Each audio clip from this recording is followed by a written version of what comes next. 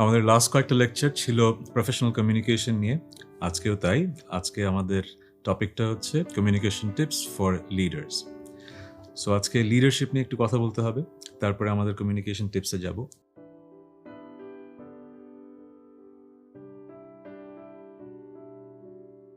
লিডারশিপের definition এক এক বই এক একভাবে আছে। আমিও আমার জীবনে অনেক শিক্ষকের কাছে লিডারশিপ নিয়ে জেনেছি। এক একজন এক একভাবে আমাকে এক্সপ্লেন করেছেন। আমি আসলে যেই ডেফিনেশনটা সবচেয়ে বেশি পছন্দ করি সেটা হলো leadership is having a vision, communicating that vision with everyone in the organization in a manner that everyone thinks that the vision is their own. মানে আপনাকে একটা স্বপ্ন দেখতে হবে অর্গানাইজেশনের ফিউচারটা কি, সেই স্বপ্নটা সবার সাথে শেয়ার করতে হবে এমনভাবে যেন সবাই মনে করে এই স্বপ্নটা আসলে আমার নিজেরও স্বপ্ন। যখন সবাই ভাববে যে we are working towards a common goal, তখন কিন্তু কাজটা অর্গানাইজেশনে খুব সহজ হয়ে যাবে। সো লিডারশিপের মেইন যে কাজটা, স্বপ্ন দেখা, সেই কাজটা যদি আসলে কমিউনিকেটেড না হয় সবার সাথে ঠিক মতো, তাহলে কিন্তু লিডারশিপটা আসলে ফেল করবে। তার মানে লিডারশিপের বেডরক হচ্ছে কমিউনিকেশন স্কিলস। সো আজকে আমরা স্পেসিফিক কিছু টিপস শুনবো, যেগুলো আপনারা যদি আত্মস্থ করেন লিডার হিসেবে, ম্যানেজার হিসেবে, you will excel in life. Number 1, you have to be adaptable. মানে আপনাকে বুঝতে হবে কখন কিভাবে অ্যাক্ট করতে হবে, পরিবর্তনশীল হতে হবে নিজেকেই। এর একটা এক্সাম্পল আমি যদি এভাবে দিতে চাই, লিডারশিপ তো স্টাইলস অনেক রকম আছে। পাঠ্যপুস্তকে আপনারা যারা একটু পড়াশোনা করবেন তারা দেখবেন যে লিডারশিপ স্টাইলসের মাঝে অটোক্র্যাটিক লিডারশিপ আছে, ডেমোক্রেটিক লিডারশিপ আছে, আর অনেক রকমের লিডারশিপ আছে। এই দুটোই আসলে সবচেয়ে বেশি আমরা শুনে থাকি এবং আমাদের আশেপাশে দেখি যে মানুষ প্র্যাকটিস করে। So on a global level আপনি সবাইকে জিজ্ঞেস করলে বলবে যে ডেমোক্রেটিক লিডারশিপ ইজ গুড। আমিও তাই মনে করি। কিন্তু বাংলাদেশে আমার এত বছরের অভিজ্ঞতায় আমি যেটা বুঝতে পেরেছি, বাংলাদেশে অনেক ইন্ডাস্ট্রিতে ডেমোক্রেটিক লিডারশিপ ফাংশন করে না। সো আমি যদি আপনাকে এখানে বলি যে না, ডেমোক্রেটিক লিডারশিপ সব ইন্ডাস্ট্রিতে আপনাকে প্র্যাকটিস করতেই হবে, তখন আপনি আপনার ইন্ডাস্ট্রিতে কাজ করা শুরু করার পর দেখবেন যে না, উনি তো ঠিক বলেননি। সো আমি আপনাকে একদম রিয়েল পিকচারটা দিতে চাই। যেরকম ধরেন, আমার অনেক বন্ধু আছে যারা গার্মেন্টস ফ্যাক্টরি রান করে। তাদের সাথে আমি কথা বলে যেটা বুঝেছি, একটা গার্মেন্টস ফ্যাক্টরিতে অটোক্র্যাটিক লিডারশিপটাই নাকি বাংলাদেশে কাজ করে, আমার যে কয়টা এক্সপিরিয়েন্স আছে। এখন হয় কি, ইন্ডাস্ট্রি স্পেসিফিক কিছু কালচার আছে। Democratic leadership is always preferable, which I think. কিন্তু হয় কি, অনেক ইন্ডাস্ট্রিতে যেখানে আসলে অনেক মানুষ কাজ করে এবং হয়তো যারা কাজ করছে তাদের এডুকেশন লেভেলটা এমন জায়গায় আটকে আছে, তাদের সাথে কমিউনিকেশনের জন্যে অটোক্রেটিক লিডারশিপটা হেল্পস। তখন সেই সব ইন্ডাস্ট্রিতে হয়তো আপনাকে অটোক্রেটিক লিডারশিপ ফলো করতে হতে পারে। অটোক্রেটিক লিডারশিপ মানে হচ্ছে যিনি লিডার তিনি যা বলছেন তাই হচ্ছে। বাংলাদেশে এখন অনেক কোম্পানি আছে, অনেক বড় কনগ্লোমারেটস আছে, যেটা এখনো ওয়ান ম্যান শো। একজন মানুষই অটোক্র্যাটিক স্টাইলে ব্যবসাটা চালিয়ে যাচ্ছেন এবং হয়তো বেশ সাকসেসফুলি চালাচ্ছেন, নাহলে তো এত গ্রো করতো না। সো আপনি তো তাকে আসলে বলতে পারেন না যে তার কমিউনিকেশন স্টাইল ভালো না। He has proven himself. হ্যাঁ, আমরা যারা পড়াশোনা করা মানুষ, তারা আমাদের দৃষ্টিকোণ থেকে জাজ করতে পারি যে এটা আসলে হেলথি না in the long run. So এই স্টাইলটা চেঞ্জ করতে হবে। কিন্তু একদিনে কি আপনি সেটা করতে পারবেন? সেটা হয়তো করতে পারবেন না।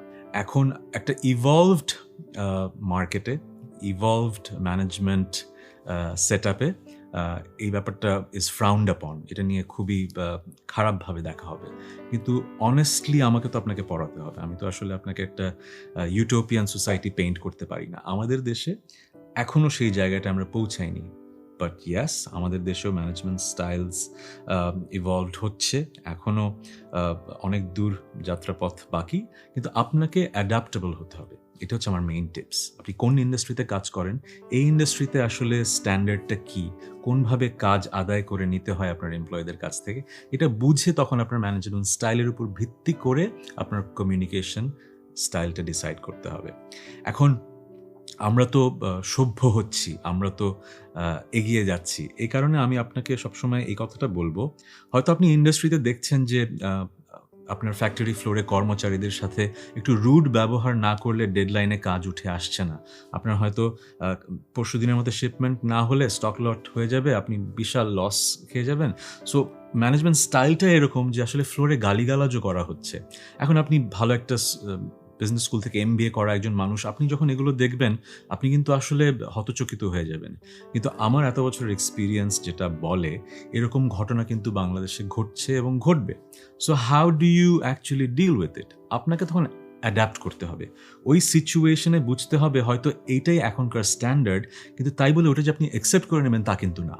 আপনার চেষ্টা থাকবে as you get promoted to a level to lead teams, আপনি হয়তো এমনভাবে চেঞ্জ করবেন ওয়ার্ক কালচারটা যে ওয়ার্ক কালচারটা আরও কনজিনিয়াল হবে এবং ডেমোক্রেটিক লিডারশিপটা আসলে প্র্যাকটিস হবে ইন ফিউচার। কিন্তু প্রথম দিন থেকেই যদি আপনি বলা শুরু করেন যে না, Democratic leadership is the way to go, autocratic leadership খুব খারাপ, তখন এভরিওয়ান মাইট থিঙ্ক যে না, এই ছেলে আসলে অথবা এই মেয়েটা আসলে বাংলাদেশের ব্যবসা বোঝে না, বড় বড় বিজনেস স্কুল থেকে পড়াশোনা করে এসছে, আসল ব্যাপারটা বোঝে না। So my first advice is, as you progress through the ladders of leadership, আপনাকে অ্যাডাপ্টেবল হতে হবে, বুঝতে হবে কোন ধরনের কমিউনিকেশন স্টাইল আমার ইন্ডাস্ট্রিতে আজকে এখানে অ্যাপ্রোপ্রিয়েট।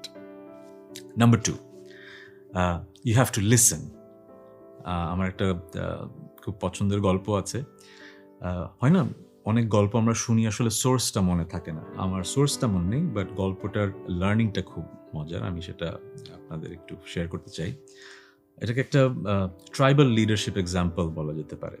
গল্পটা এরকম যে একটা ট্রাইবের একজন লিডার খুব সাকসেসফুল, সবাই তাকে মানেন এবং কখনো তার সাথে কারো কনফ্লিক্ট হয় না। He is like the epitome of leadership. So অন্য আরেকটা ট্রাইব থেকে তার কাছে একজন এসে জিজ্ঞেস করলেন যে আপনার আসলে সিক্রেটটা কি, সবাই আপনাকে এত ভালোবাসে কেন অ্যাজ এ লিডার? বলে যে আমি তো আসলে তেমন কিছু করি না, আমি শুনি। মানে উনি বললেন যে যখন কোনো সমস্যা অ্যারাইজ করে বা কোনো ডিসিশনের প্রয়োজন হয়, আমি সবাইকে ডাকি, আমরা একসাথে বসি, তারপর একে একে জিজ্ঞেস করি যে তোমার কি মনে হয় কিভাবে সলিউশনটা আসবে, তোমার কি মনে হয় কিভাবে সলিউশনটা আসবে, তোমার কি মনে হয় সলিউশনটা কিভাবে আসবে। আমি সবার কথা শুনে শেষে কথা বলি। যখন আমি শেষে কথা বলি, সবার কথা শোনার পরে, তখন হয় কি, আমি তো সব সলিউশন শুনে ফেলেছি, কি কি অল্টারনেটিভ সলিউশন হতে পারে। সো বেস্ট সলিউশনটা পিক করাই আমার আসলে কাজ। তখন দুটো জিনিস হয়, আমি বেস্ট আইডিয়াটাও পিক করতে পারি এবং সবাই ভাবে যে সবার কন্ট্রিবিউশন ছিল। ওই যে বললাম ডেমোক্রেটিক লিডারশিপ। সো এই যে গল্পটা আমি বললাম, এটার অন্তর্নিহিত মেসেজটা কিন্তু খুব সিম্পল। একজন ভালো লিডারকে শুনতে হয়। আমরা হয় কি, যদি একটা কোম্পানির ওনার হই, আমি মনে হয় যে আমি সর্বে সর্বা। আমি যদি একটা কোম্পানির বড় পজিশনে থাকি, আমি মনে করি যে আমি মনে হয় সবচেয়ে বেশি বুঝি। সো তখন আমি কথা বলতে চাই বেশি। কিন্তু আমি অ্যাজ আ লিডার যদি কথা শুধু বলতেই থাকি, না শুনি, তাহলে কিন্তু আসল সলিউশনে পৌঁছাতে পারবো না এবং সবার কন্ট্রিবিউশন এই গ্রুপে থাকবেও না। লিডারশিপের মেইন গোলটা কিন্তু হচ্ছে কমিউনিকেশন, এবং কমিউনিকেশনের একটা মেইন ফর্ম আমরা কি শিখেছি? Active listening. সো এখানেও আবার একই কথা, to become a good leader you have to be a good listener. Tip number 3, be transparent. আপনাকে স্বচ্ছ হতে হবে। একজন ভালো লিডার হওয়ার জন্য এটা খুব জরুরি একটা গুণ। এখন সত্য কথা বলতে, আমরা কি সবসময় স্বচ্ছ হই as a leader, as a manager, as a CEO and the business person? আমি কি আসলে আমার সব অর্গানাইজেশনের যারা কাজ করছে সবার সাথে কি সব কিছু শেয়ার করি? এটা আসলে সম্ভব না। অনেক ইনফরমেশন থাকে খুব সেন্সিটিভ, প্রাইভেট ইনফরমেশন থাকে। সো অনেক ইনফরমেশন থাকে যেটা আসলে সবার জানার প্রযোজ্য না। সো লিডার হিসেবে আপনি ডিসাইড করেন যে কতটুকু ইনফরমেশন আপনি শেয়ার করবেন আর কতটুকু ইনফরমেশন আপনি শেয়ার করবেন না। কিন্তু তারপরেও এমপ্লয়ি এবং ম্যানেজারদের মাঝে, এমপ্লয়ি এবং লিডারদের মাঝে একটা অলিখিত কন্ট্রাক্ট কিন্তু থাকে যে এমন কোনো ইনফরমেশন উইথহোল্ড আপনি করছেন না যেটা পরে তারা জানলে মনে হবে যে there has been some sort of a foul play অথবা আনফেয়ার কিছু হয়েছে তাদের সাথে। আমি একটা ছোট্ট এক্সাম্পল যদি দেই, ধরুন অ্যাজ আ ম্যানেজার আপনি আপনার টিমকে একটা রিসার্চ করতে দিয়েছেন যে নেক্সট ইয়ার আপনারা ঢাকা থেকে এক্সপ্যান্ড করবেন হয়তো বাংলাদেশের অন্যান্য জেলায়। সো কোন বিভাগীয় শহরে মার্কেট প্রসপেক্টস ভালো সেটা নিয়ে রিসার্চ করতে দিয়েছেন এবং আপনি রিসার্চ পেপার পাওয়ার পরে আপনি ফিডব্যাক দিয়ে বললেন যে আমরা এই অঞ্চলে যাব। এখন রিপোর্টে হয়তো এসছে ওই বিভাগ বা আরেকটা বিভাগের প্রসপেক্ট বেশি। এখন যারা এমপ্লয়ি তারা অনেক কষ্টের রিসার্চটা করলো, ফিল্ডে যে অনেকদিন কাজ করলো, পরে একটা সময় জানতে পারলো আপনার এমপ্লয়িরা যে আপনি আগে থেকেই সেট করে রেখেছিলেন যে ওই অঞ্চলেই আপনি ডিসিশনটা দেবেন, কারণ আপনার কোনো না কোনোভাবে এক ধরনের অ্যাফিনিটি আছে ওই অঞ্চলের প্রতি, কোনো একটা পার্সোনাল কারণে। তখন হবে কি, যারা এত কষ্ট করে রিসার্চটা করলো তারা আপনার প্রতি যে রেসপেক্টটা ছিল সেটা চলে যাবে। আপনি ট্রান্সপ্যারেন্ট ছিলেন না। ঠিক আছে, আপনি যদি শুরুতেই বোঝাতেন যে হ্যাঁ তোমরা রিসার্চটা করো, কিন্তু আমার কিন্তু একটা পার্সোনাল প্রেফারেন্স আছে, আমার গ্রামের বাড়ির ওই দিকে আমি যেতে চাই, এটা যদি শুরুতে বলে দিতেন, ট্রান্সপারেন্ট হতেন, তাহলে কিন্তু তারা রিসার্চটা করার সময় জানতো যে হ্যাঁ বসের একটা প্রেফারেন্স আছে। কিন্তু যখন তারা কষ্ট করে সব জেলায় জেলায় যে বিভাগীয় শহরে যে রিসার্চ করে আপনাকে একটা রিসার্চ রিপোর্ট দিল, এবং তারপরে দেখলো যে আপনি আগে থেকেই ডিসিশন নিয়ে রেখেছিলেন কোন বিভাগীয় শহরে আপনি এক্সপ্যান্ড করবেন আপনার বিজনেস নেক্সট ইয়ার, তখন হবে কি ওই ট্রাস্টটা ব্রেক হয়ে যাবে।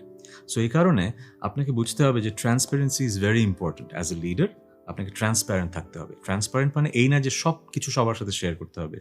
অনেক সেন্সিটিভ ইনফরমেশন সবার সাথে শেয়ার করতে হয় না। একটা কোম্পানির অনেক সেন্সিটিভ ইনফরমেশন থাকে যেটা যদি কম্পিটিশনের কাছে চলে যায়, লিক হয়ে যায়, হয়তো ড্যামেজিং হবে। সো আপনি তো সবাইকে তো এমনভাবে হায়ার করেননি যে সারা জীবন তারা থাকবে।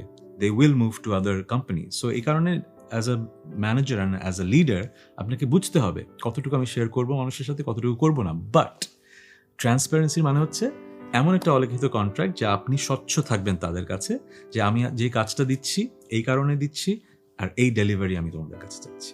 Number 4, B specific, don't bit around the Bush. একটা কথা আছে না, মানে যা বলার সরাসরি বলবেন। আমরা যেটা করি, আমাদের অনেকের অভ্যাস আছে ঘুরিয়ে পেঁচিয়ে কথা বলি, অনেকের হয়তো কথা বলার অভ্যাসটা বেশি, এই জন্য বেশি কথা বলি, আবার অনেকে আসলে সরাসরি কথা বলতে সংকোচ বোধ করি যে কি ভাববে মানুষটা, অথবা আমি নিজেই হয়তো বুঝি না আমি কি বলতে চাই, এরকম কিন্তু মাঝে মধ্যে হয়। So you have to be specific as a leader. আপনাকে যা আপনি এক্সপেক্ট করছেন আপনার এমপ্লয়ীদের কাছ থেকে, এটা সরাসরি বলতে জানতে হবে। যত ইজিলি আপনি তাদেরকে বুঝিয়ে বলতে পারবেন, তত ইজিলি তারা ব্যাপারটা রপ্ত করে সলিউশনের দিকে ছুটতে পারবে। তারা যদি প্রবলেমটাই না বোঝে, তারা যদি নাই বোঝে কি আপনি আসলে তাদের কাছে এক্সপেক্ট করছেন, তাহলে তারা তো সলিউশনের দিকে ধাবিত হবেন আরও দেরিতে। তাদের প্রথম ধাপ হচ্ছে কোয়েশ্চেনটা বোঝা, তাদের প্রথম ধাপ হচ্ছে কি আপনি এক্সপেক্ট করছেন সেটা বোঝা। সো তাদের জীবনটা সহজ করলে লিডারশিপ সহজ হয়ে যাবে। Tip number 5, you should have empathy towards everyone in the organization.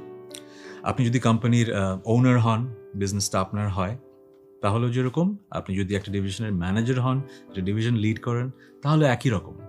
আপনার সাথে যারা কাজ করছে বা আপনার যারা সাবঅর্ডিনেট, তাদের প্রতি আপনার এমপ্যাথি থাকতে হবে। এমপ্যাথি নিয়ে আমরা শুরুর দিকে একটা লেকচারের কথা বলেছি, সহমর্মিতা। তাদের জায়গায় নিজেকে চিন্তা করতে শিখতে হবে। অনেক সময় হয় কি, আমরা অনেক মানুষের সাথে কাজ করি, কিন্তু আমরা ভুলে যাই সবার ব্যাকগ্রাউন্ড, সবার সিচুয়েশন কিন্তু এক না। হয়তো একজন কাজ ডেলিভারি করতে গিয়ে ভুল একটা কাজ ডেলিভার করলো এবং আপনি খুবই রেগে গেলেন, তার সাথে অসম্ভব রূঢ় ব্যবহার করলেন।